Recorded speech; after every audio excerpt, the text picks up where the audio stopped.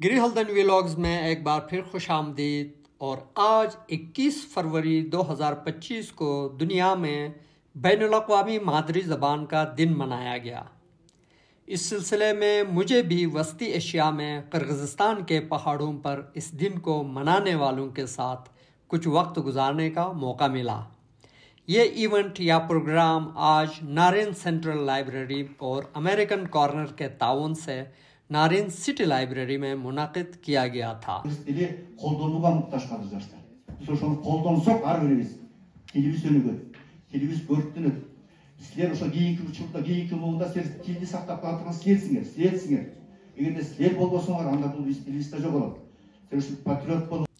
Programme میں قرغیز زبان کے حوالے سے اس زبان کے پڑھانے والے اساتذہ، دیگر ادبی شخصیات اور لائبریرینز نے بھی بھرپور شرکت کی۔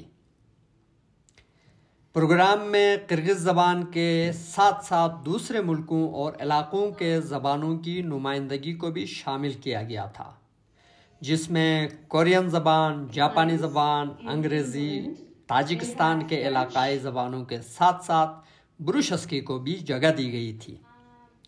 بروشسکی زبان کی نمائندگی اس ناچیز کے حصے میں آئی۔ ان زبانوں کی تعارفی پروگرام کے بعد قرغیز زبان میں مادری زبان کی اہمیت اور اس سے محبت کے عنوان پر مقامی قرغیز بچوں نے مضامین اور نظمیں بھی پیش کی۔ آخر میں بچوں میں کتابیں بھی تقسیم کی گئیں، اور میرے لیے ایک خوشگوار حیرت کی بات یہ تھی کہ ان تحفوں میں ملالہ یوسفزئی کی کتاب آئی ایم ملالہ بھی شامل تھی، لیکن اس کتاب کا ترجمہ قرغیز زبان میں کیا گیا تھا۔